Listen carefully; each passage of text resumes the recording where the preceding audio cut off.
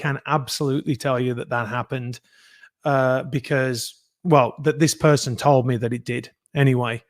Whether or not they were telling the truth, I don't see any reason why they would lie about it. Do I think that everyone's compromised? I don't think everyone is compromised. I think that you got certain people that will. I don't think people truly understand this, right? So let me give you Jim Caviezel as an example the other way, right? So Jim Caviezel comes out and he does The Passion of the Christ. It is the biggest independent R-rated movie ever. Now, as I've explained before, is that when you do a film like that, you get a dollar amount assigned to you. Like that's what they'll say. Basically, your worth is to the distributors, which allows you to greenlight films. And this is why the cancellation in Hollywood is so insidious, because if the phone stops ringing to you, then you get less and less work or lower and lower wages. And then all of a sudden people are like, well, he's not worth anything. What was his last movie? It wasn't a hit. It was a small movie. And that's why you keep seeing the same people over and over and over again, because they have a dollar worth that the distributors believe they will get back. They will recoup, right? If you put them in the film. So you look at someone like Jim Caviezel, who is an amazing person, right? He truly is an amazing person. He does an amazing job in The Passion of the Christ. Should have won the Oscar for it, right? He should have. He said he spoke in Aramaic. It was a giant film. But he didn't get any more movies after that. He went off and did Person of Interest, that was a successful TV show, and I'm not knocking that show. But the truth is he should have been, if you compare him to other actors that have been in independent movies that have popped, they go on, let's say like the majority of them. Like I remember watching Vin Diesel in Pitch Black, and I'm going, this guy's going to be a giant star, right? Because he was amazing in that film, and then it made a cajillion dollars. So I think in an instant like that, you make a ton of money and you skip, right? Like you skip the process, right? Because everyone's like, whoa, this guy, like someone like Vin Diesel, who is, he fit exactly what people needed at that point. He was big, masculine. He was an action star. He was in a hit. Boom, he gets there. Then he does Fast and Furious. Then he becomes a megastar. So as far as someone like him is concerned, he comes in. He did by the way, I don't know if you've ever seen his short. If people haven't seen his short, it is amazing. Like he's so smart. And a lot of people don't know he was in Saving Private Ryan. So he got a couple of things on his resume and then blew up. Same thing with Chris Pratt, right? Nobody saw Chris Pratt as becoming a giant action star, but he was great in Parks and Rec. He goes across and he leans down for Guardians of the Galaxy. I knew the beginning of that movie, I'm like, star. Just a fantastic opening, right? He killed it. And so all of a sudden he skips. But that's not the normal trajectory. Normally it's like you get another role and then a bigger role and then a little bit bigger role. And then you might have the friend role to the lead, and then you get popped, right, as you climb the ladder. So I think that you have people like Vin Diesel and you have people like Chris Pratt and a couple of others that just get a role that just boom, they go to the top, and that's just luck, good fortune, good talent, and a good slice of luck, right? Because I know this because the amount of times I've been in stuff where they go, this is going to be massive, and it just goes. And there's no reason for it, right? And then you look at what's common about this, Sean, is when people go and pitch to get financing for films, they always talk about those movies like Pitch Black, what's the other, Blair Witch Project, right? And they're the anomalies. They're not the norm. That's not the norm. And so, by the way, if there's anyone out there that's an investor and someone comes up and starts pitching you the Blair Witch Project, run away, right? Because that is just not normal, right? That's the exception, not the rule. But so a lot of other people have kind of worked their way up. Now, I'm not saying that there's the casting couch. I'm sure there is the casting couch, right? I'm pretty sure there's the casting couch. But you have to work your way up with so many people. So, for example, if I'm a conservative, right? I'm out. People know I'm a conservative, right? So if the casting director to a movie doesn't want me, they just don't tell the director that I'm free. So when the director's presented with a bunch of names, my name is not on it. And you can see this what Zachary Levi's saying now. Like, you'll see his career, it's done, right? Like, he won't be getting any bigger movies anymore, right? And he knows it, and he said it. But he's made his money, and that's good. But the casting director will not put you into the mix. Let's just say the casting director does put you into the mix, and you have an actor that knows that you are, like, for example, supporting Trump. Done. They'll say, I'm not working with him. So there's just as much kind of like barriers to entry as there are, like, how do you work it to get up the ladder? So I think that, most certainly you look and say, well, why is it that so many celebrities are together? And it's not necessarily because they work together. It's because, and I've been to those parties, I was there and I looked around and it was star, like mega stars, right? The agents put them together because it's marketing, right? They'll put them together and then, all right, they might have a relationship. You've seen it over and over. I don't think any relationship in Hollywood lasts more than like 4 years, right? Like, maximum it's 4 years, and then they eventually come apart. And there is an element of that, Sean, that is, big stars can't go out and meet other people. It's very difficult. But there's also an element of, okay, well, this person didn't have a career until they were with this other person. And I'll let you go and look into that. But there's a lot of that, actually. So when the Hollywood agents were competing to represent your son, why did you pull him away? Because I knew that the chances of him being exploited were very high. And I also understood that I don't think you can ever really look at a child star and say that's a really well-adjusted person. I mean, if you look at them now, that it might be great at that point.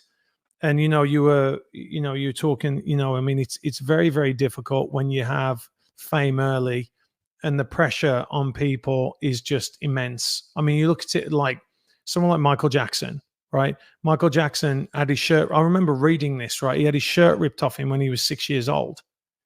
Like, that is not going to end up with a well-adjusted human. And for my kids, I want them to be happy. I don't think that the fame means happiness and money doesn't mean happiness. It can help, but I think that it's about the person that you are. And I wanted my son to become a full-rounded, well-adjusted person. And I knew he's good looking, he's very smart, and I was like, that's a potential disaster, right? Like, he could be destroyed, and I could end up with a strung out drug addict son by the age of 22. And there's not an amount of money or fame as a dad that could allow me to let that happen. Wise decision, and it does happen so often. All right, are you okay to answer some questions? Because a lot have come in for you. Yeah. All right, Nikki, who's your favorite celebrity you have met? Oh, so that's a great question. I mean, do you mean, like, let me ask you this, Sean. Is it like, do you mean your favorite celebrity, like someone you really wanted to meet or someone that you got on with very well? Let's do both. So I think George Michael was probably the one that I really wanted to meet. And did I tell you that last time? Did I tell you what happened with him? No, please do. So because I was signed with Sony Music, we all got invited. There was like myself, Enrique Iglesias, and a bunch of other people down at the Grand Hotel in Brighton. And George Michael had just had that falling out. Do you remember he had a falling out with Sony? But he'd done, Ladies and Gentlemen, his like compilation album. And so we're down at the Grand Hotel, and I was wearing a brand new pair of like white trainers. And I'm standing there, and like George Michael walks into this bar. It's funny, George Michael walks into a bar, right? And he walks into this bar, and I'm like, Oh wow, it's just because I always loved him as an artist. I thought he's got the most beautiful voice. Like he's got an incredible voice, and he's such a great songwriter. And I used to listen to the album over and over and over again. Listen Without Prejudice. I was like, it's just such an icon. And he walked straight over to me, and I'll never forget, Sean. He was wearing like this super, like he was super well dressed, like this great 3-piece suit. And he was wearing red shoes. I'll never forget that. And he comes over and he goes, "Hey, Matt." And I'm like, George Michael knows who I am. And he goes, "Oh," he goes like this, short. He goes, "Oh, nice shoes." And he treads on my trainers. And he puts his footprint on my trainers. And he walks off. He just like disappears. And I'm like, what? So that was, I mean, George Michael was kind of awesome. I mean, obviously working with Sly and him, you know, just sitting there for his stories, which was quite amazing, you know, to hear him talk about making Rocky and making Rambo.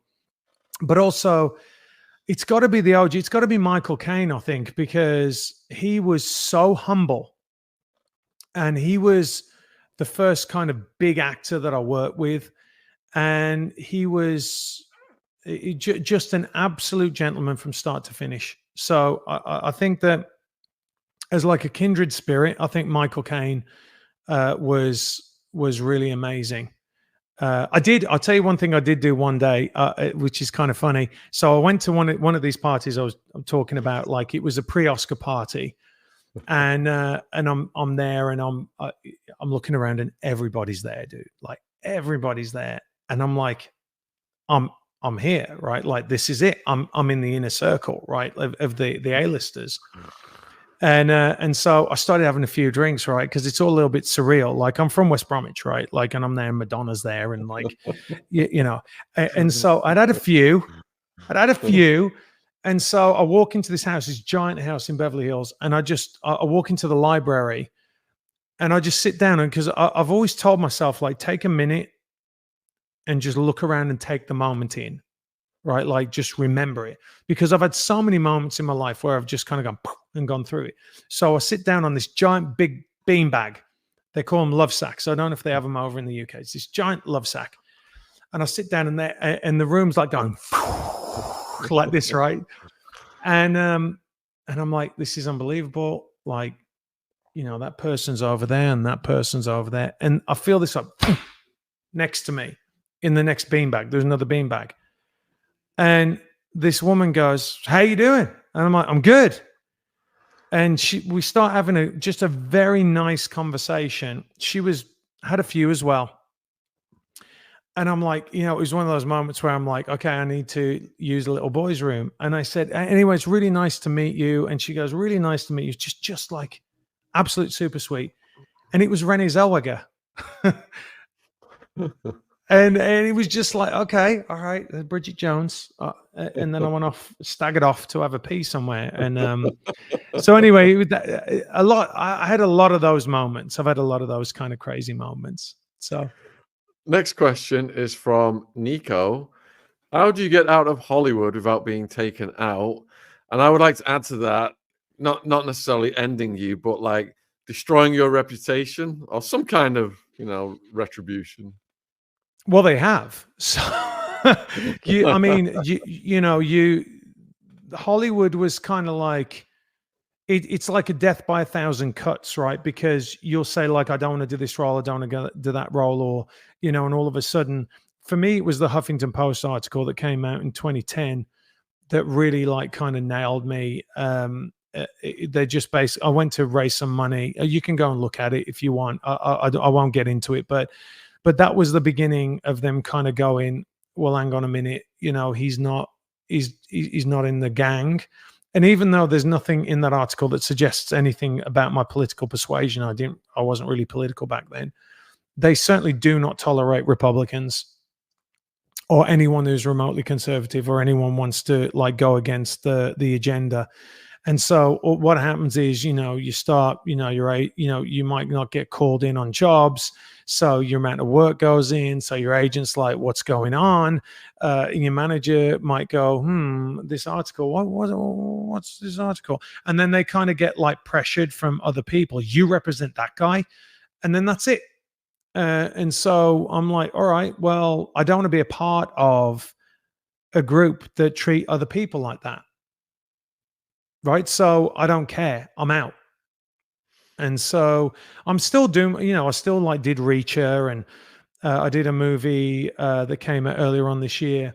So, I'm still doing stuff, but it's kind of outside the bubble. And the frustration about that is it's very difficult to get really good quality roles, good quality films outside of that bubble.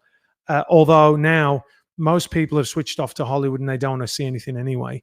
But you do get to the point where you're like, it shouldn't be like this. Like, just because you won't bend the knee to the Borg, that used to be an admirable quality, right? Like if you have some moral fortitude and stand up for what you believe in, someone might disagree with you. And I'm like that. Like, look, I admire them for standing up for what they believe in.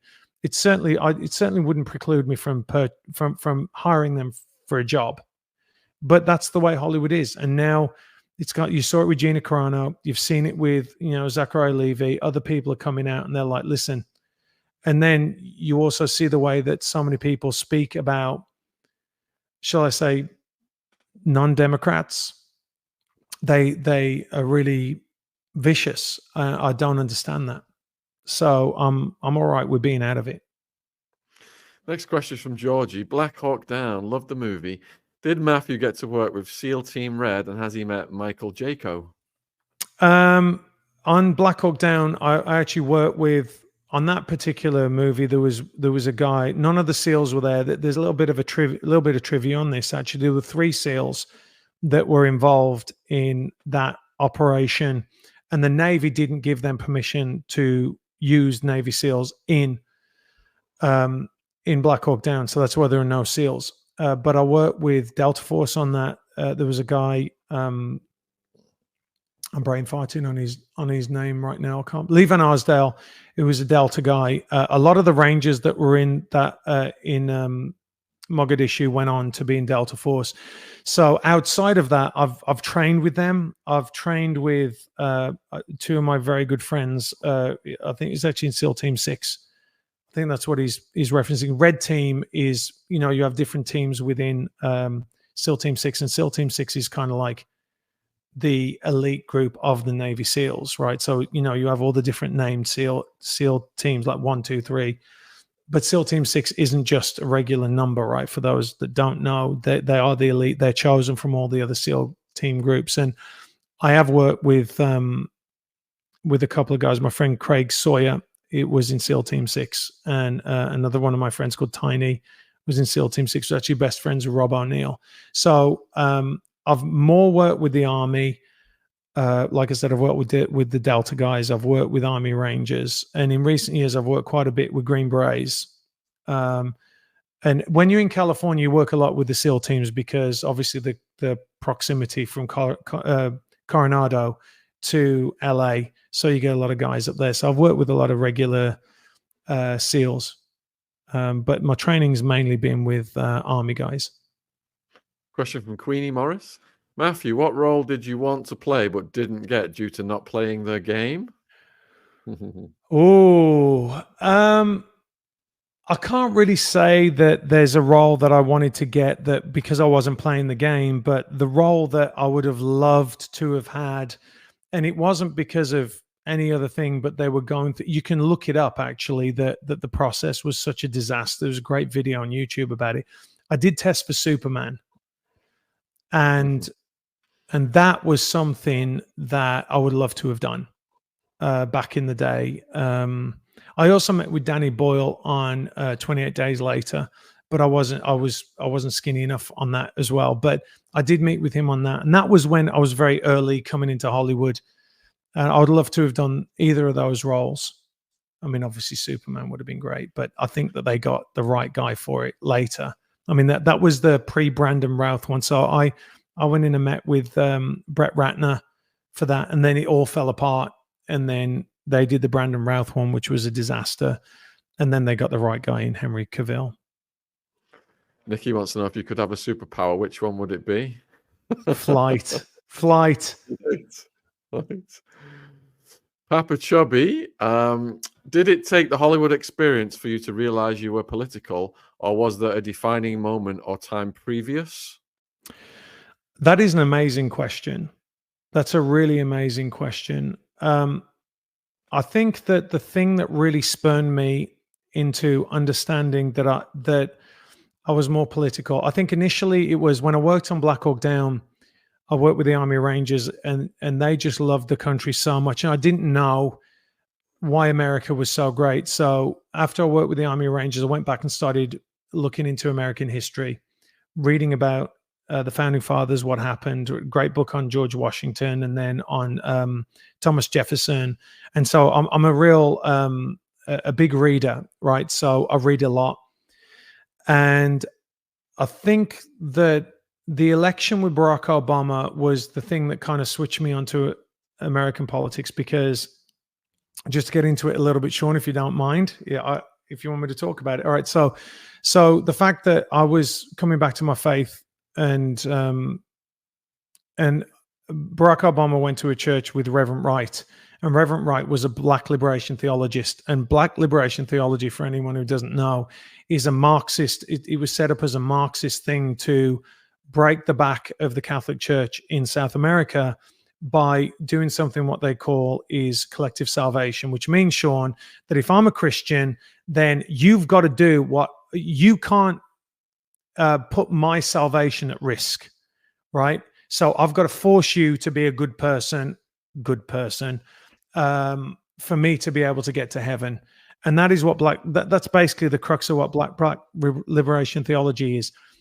And that is what Reverend Wright teaches or taught at his church. And Barack Obama was at that church for 25 years. And so people were just dismissing Barack Obama going to this church. And I said, well, hang on a second. Either he believes in what Reverend Wright is saying, which is Black liberation theology, which is a problem because it's Marxist in nature, or he sat there for 25 years and didn't learn anything, which means he's a moron and he shouldn't be president. And that to me was just a logical thing, right? And people just kept denying it. I'm like, hang on a minute, I want to get to the bottom of this.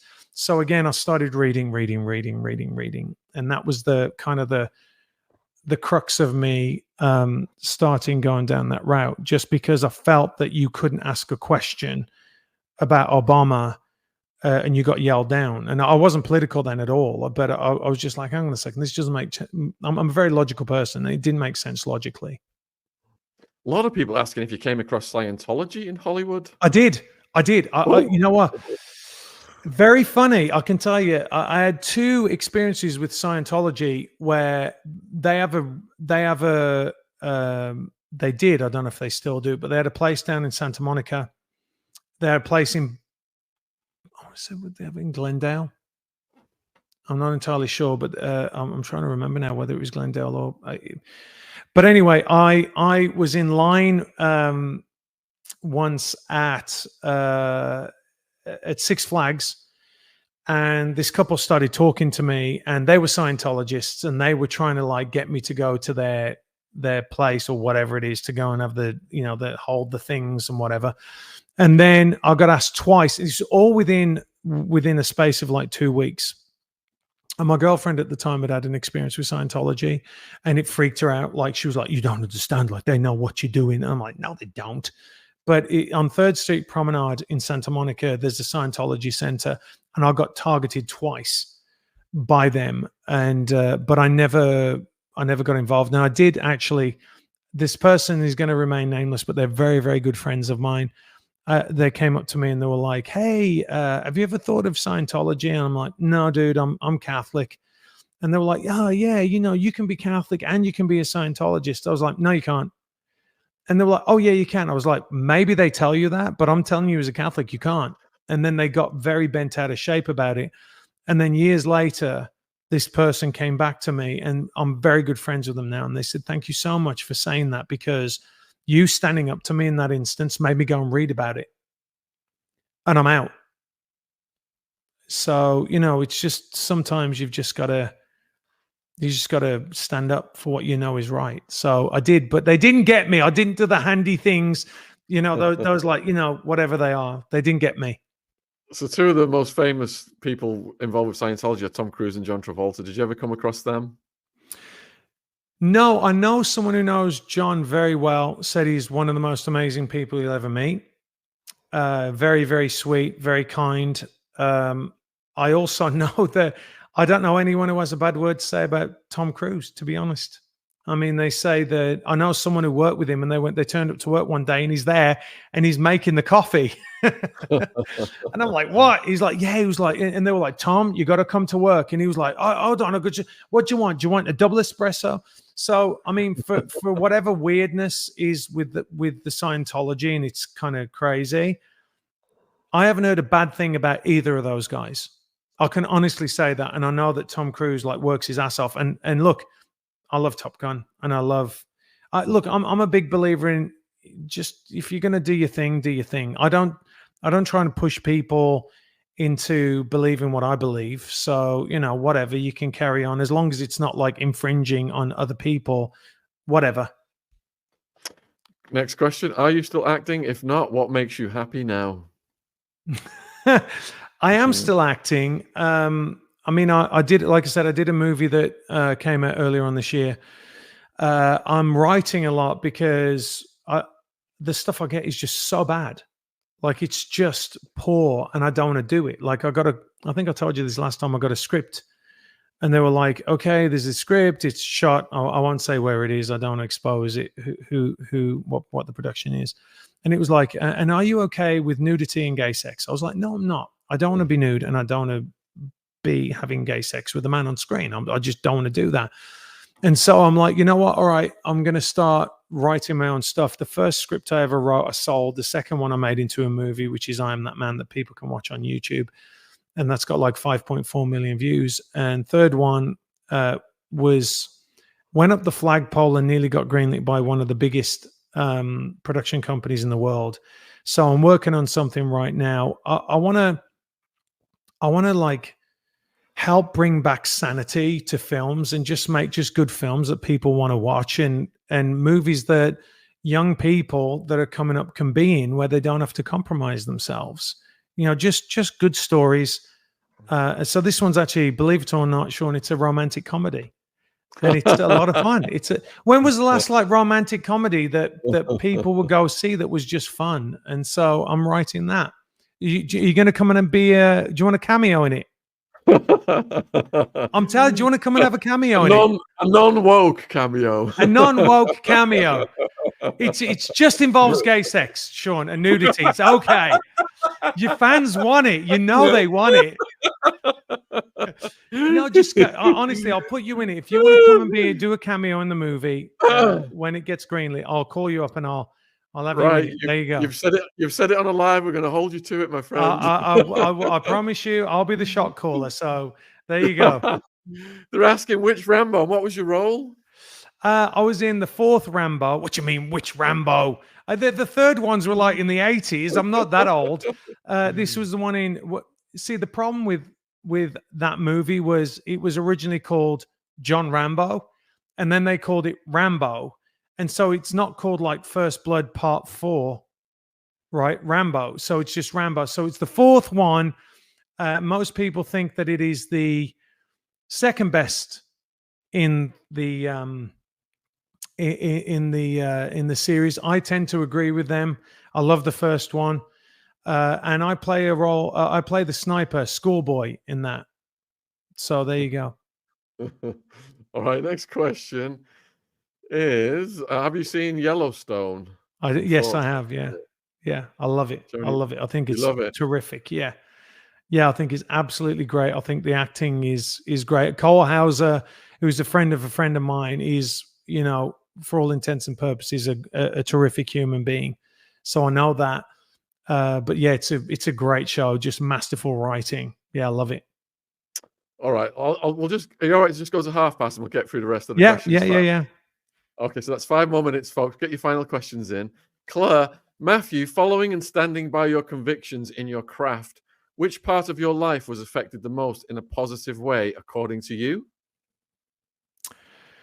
Wow, you got really great followers, haven't you? Like this is a terrific question. I think that getting to a point where you have like plot armor, you know what I mean? Like where you go, you can't affect me. It doesn't matter.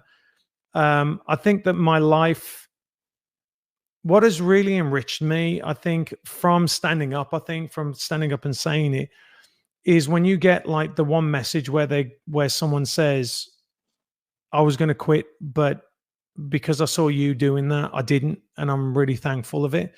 So those things really mean something because for the most part, you're a meat puppet. You're going around like being an actor isn't like an important really profession. It's not like we're saving lives or anything like that. But I think, and that's why I started doing my own YouTube channel, and my buddy Trevor Colt really pushed me to do it because I think that there are a lot of people that feel disenfranchised right now, Sean, and they look at someone like yourself and look at someone like me and they're like, hey, these are just real people that have been through extraordinary circumstances and they've come out the other end and they're like at least a semblance of being normal and they can relate, right? In a oddly enough, I think that the advent of social media has made people more distant from each other. And I think that these things like these live streams have made people come together more to understand that I'm not going out of my mind. I'm not losing it. So I think for me, realizing that there are people out there that are aligned with me because my life personally is really great. And that wasn't affected by my career, if you know what I mean. Like that I've been working on. I think, and I'm sure you do this, you evaluate yourself and say, what is my legacy? What am I going to leave for my kids? Are they going to turn around and say, my dad was a good man? Because that's really what matters, right? That's what you really want to leave. And so I've been working on that outside of my career anyway. But I think that the change to do these kinds of things and the feedback you get from people that say, hey, listen, we really appreciate that. I love that. I think that's really great. It's a really positive in my life. Good answer, yeah. And a lot of people are asking about various names. I'll just throw you a load of Matthew at once and see if you have come across any of them. So we've got Keanu Reeves, Jason Statham, Denzel Washington, Beyonce, Johnny Depp, Oprah. Okay. I haven't. It's funny because you could have done a bunch more and I would have said yes. But Johnny Depp, the only experience I had with Johnny Depp was I had the pleasure of being behind him at the Pirates of the Caribbean premiere. You don't want to be behind the star of the movie at the premiere, which was a disaster because everyone's like, shut up, get out the way. So that's been my only experience with him. I have, however, I do know Kevin McNally. I work with Kevin McNally, who's his right-hand man in the Pirates franchise. I nearly worked with him on Public Enemies. There was a whole thing with that. That's a whole other thing. Beyonce, obviously, I mean, I did a single with her, so I have met her. I've sang with her. I haven't seen her in a long time. Last time I saw her, we were meant to go to Six Flags together in LA, which was kind of funny. But I haven't seen her in 20 years. And the others, no, I haven't really had an experience. Oprah was on her way out, really. We're in like different spheres. What were the other ones? Denzel, no, I'll tell you this. I know a lot of people who love him. And I'll tell you this, he does a lot of good work behind the scenes. He does a lot of charity work that nobody knows about. And he's the real deal. Like, I love Denzel Washington. I mean, I think, I love Man on Fire is one of my favorite movies of all time. And what was the other one where it's all black and white and he's walking through and it's he's blind? I love that film as well. I always end up going, oh, I've got to watch this. But he's terrific. Is Tom Hardy nice just came up? Yeah, when I worked with him, he was lovely. And a few years later, we kind of somehow ended up like Facebook messaging each other like randomly. And he was in South Africa, I think, doing something. I was like, hey, how you doing? He's like, great. Yeah, good. I mean, he was, he's had a real up and down life. But he's always been nice to me. Always been nice to me. Final question then. Are you settled in America, or would you move back to the UK? I love America. I love America. I mean, look, I love the UK. I love the people back home. Uh, when I came back recently, I just remembered how absolutely beautiful a country it is. Like it really is like got some stunning natural beauty. And when you're around it, like Texas is pretty much flat and dusty, right, for the most part. And I did live in Paradise in California. California's, probably the most beautiful place in the world. But going back to England, there's nothing like, going around a country pub, sitting there with the people. It's the people that make it, right? The people that make it as well. But if I got offered the right role, I think I'd come back for a bit. But my kids are settled here, so and I love America. But I'd certainly come back if people really wanted me to do something, do a little arc on something. Yeah.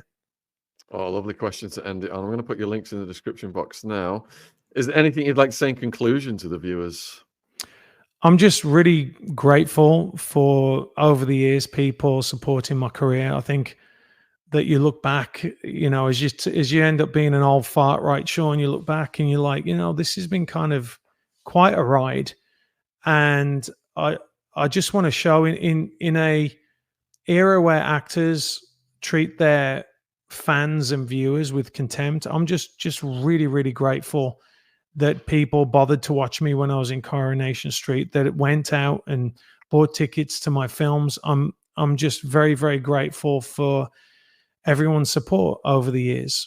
And I live in gratitude every day, Sean. I really do. That's a beautiful thing, brother. Thank you so much for spending so much time with us this evening. It's my pleasure. And viewers, all of Matthew's links are in the description box below this video. There's tons of content on his channel. He's doing lives. I know there's loads of unanswered questions. Take them over there, support his work. And I'm going to close the show, but huge thank you for coming on, and hope to speak soon. Cheers. It's my pleasure, mate. Thank you very much. Thank you very much. Cheers. Bye. Bye. What a great guy. So grounded, coming from modest origins and rising to the highest ranks of these people in Hollywood. And you could see, we've done loads of interviews lately, and people have said, to get to the top, you've got to be compromised. You could see how they were testing him, and he would not bow down to these demons. You could see various angles they were trying on him. From a child, why don't we take this off? Item of clothing off. To an adult, do this scene, do that scene. And he stood his ground, and that's what I really admire about Matthew. The way he stood his ground and navigated through it and protected his son. And when he answered that question as well, where he said, it's all about the legacy for his son, having a good rep and setting that example for his son. I just find that so inspirational and so virtuous. So guys, thanks for all your questions. We'll be back tomorrow. I think we've got a guy coming on tomorrow, Infiltrated Bohemian Grove, and we'll be doing Diddy News. And thanks for tuning in and making Saturday evening such an exciting event. The chat was absolutely buzzing, and I appreciate everyone. And your questions, I've seen over and over again. All your questions might make my job a hell of a lot easier. It's all appreciated, so keep them coming.